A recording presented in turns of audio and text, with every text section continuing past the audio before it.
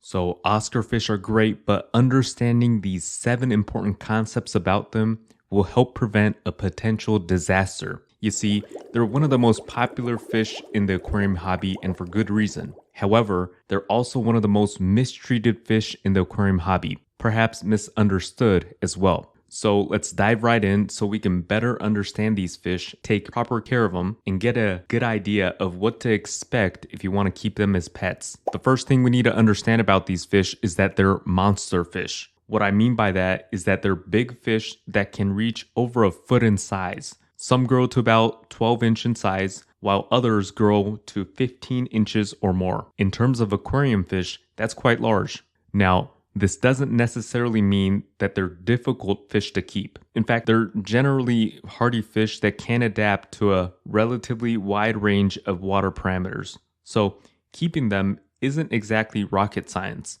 But of course, because of their large size, there is a level of care and commitment that is required, one that is different from keeping, say, a smaller fish like a betta fish, for example. And another very important thing to keep in mind is the fact that Oscars grow so quickly. In fact, they can grow up to 1 inch per month during their first year. This will mean that the small 2 inch Oscar fish that you bought at the pet store at the beginning of the year could end up over a foot long by the end of the year. That's quite a difference. Sure, it's quite exciting to witness such rapid growth, but if you don't know what to expect, it can catch you by surprise and be left unprepared. And when that happens, a lot of these Oscar fish end up in a tank that is too small for them, which brings us to our next point, which is tank size. So this one is very important because, like I mentioned, a lot of the issues related to mistreatment of Oscar fish stems from inadequate tank size. And to keep it simple,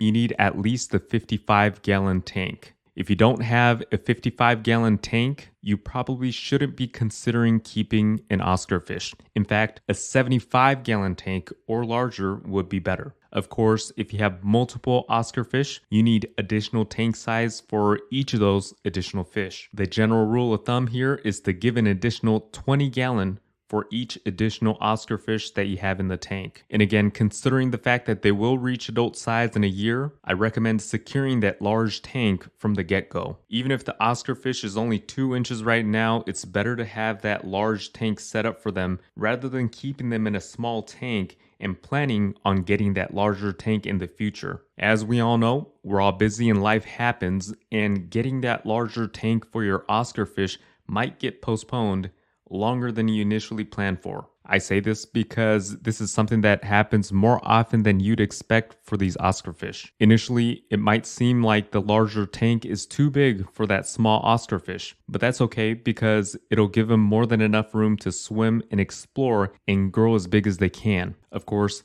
diet plays a big role in their growth as well, which brings us to our next point. So let's talk about the ideal diet for an Oscar fish. So what do they eat in the wild, and what should you feed them in an aquarium environment? First, it's important to understand that they're omnivores, meaning they eat a variety of foods ranging from various animals and plants. Now, when I say animals, it's rarely mammals, if ever. Most likely never. In fact, it'll be much more common for them to eat amphibians and other fish in their natural habitat. But even that will be relatively rare, considering that the majority of their diet would consist of invertebrates, like insects and crustaceans. We're talking about aquatic insects, flying insects that fall into the water, various types of shrimps, scuds, and snails. They might nibble on a little bit of plant matter here and there as well. Since they're categorized as monster fish, they might get the reputation of an aggressive predator that eats other fish all the time, which isn't exactly true, at least not all the time. They're not piscivores, which by definition would mean that they consume other fish as a large part of their diet. Instead, Oscar fish are omnivores. Now, what do we feed them in an aquarium environment? In an aquarium, it's going to be a little bit different. There's a lot of different ways to go about this, but for most people, the best way to feed Oscar fish is to give them a quality cichlid pellet as their staple food. Along with that, you can supplement it with fresh and live food. For example, you can get frozen shrimp and frozen scallop, thawed out, and feed that to the Oscar fish. In terms of insects, you can get them crickets, mealworms, or even cockroaches occasionally.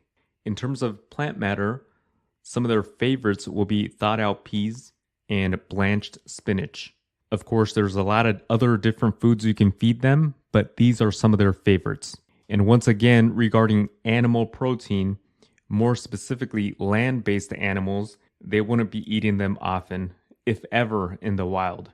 In fact, they're not really equipped to digest these foods, and therefore feeding them, say, beef and chicken, is not recommended. Even though you might want to see your big bad Oscar fish bite down on a steak, it wouldn't really be the best option for their health. Next, let's talk about maintenance. Because they're big fish that eat a lot, they do produce a lot of waste. And they're not the cleanest eater either, and it can get messy. So again, the water quality can suffer without proper maintenance. A good filtration system is important, along with regular water changes. Moving right along, let's talk about their lifespan. Oscar fish live for about 10 to 15 years, so they live longer than many other aquarium fish. In fact, they can live as long as your dog. So that's something to keep in mind in terms of commitment when deciding to get an Oscar fish. All right, next let's talk about the tank setup. We already talked about the tank size and the fact that you need to give them a big enough tank, but I also want to talk a little bit about the setup inside the tank, and more specifically, the decor. So just as a heads up, small decor will get moved around and delicate plants will get uprooted by the Oscar. So for an Oscar tank, large hardscapes such as rocks and driftwood will be ideal. And you don't want too many of them either because that would simply take away space for them to swim in. Normally, one large centerpiece decor or something similar would do the job. And lastly, let's talk about Tankmates. Oscars aren't as aggressive as they're sometimes portrayed to be, but of course, they aren't the most peaceful fish either, especially if they're placed in the same tank with smaller fish. Simply put, if a smaller fish is placed in the same tank with an Oscar, and that fish is small enough to fit in the Oscar's mouth, there's a good chance that it will get eaten. So in terms of suitable tank mates, fish that are similar in size to Oscar fish would be better. For example, other cichlids that originate from Central and South America, silver dollar fish, and other large plecos may be good potential tank mates. Of course, there's nothing wrong with a species-only tank with only Oscars. That's an option as well. And that's all the tips I have for you for now, all 7 of them. But I do want to mention one more thing. We focused a lot on what we need to know before getting an Oscar, which may have sounded rather negative, but this isn't to discourage you from getting an Oscar. They're absolutely amazing fish to keep, and they're popular for a good reason. They're good-looking fish with a lot of character, and they're one of those fish that feels more like a pet, more so than your average aquarium fish. Whenever they see you, they'll come up to greet you all excited, almost like a dog, which is why Oscars are sometimes called water dogs.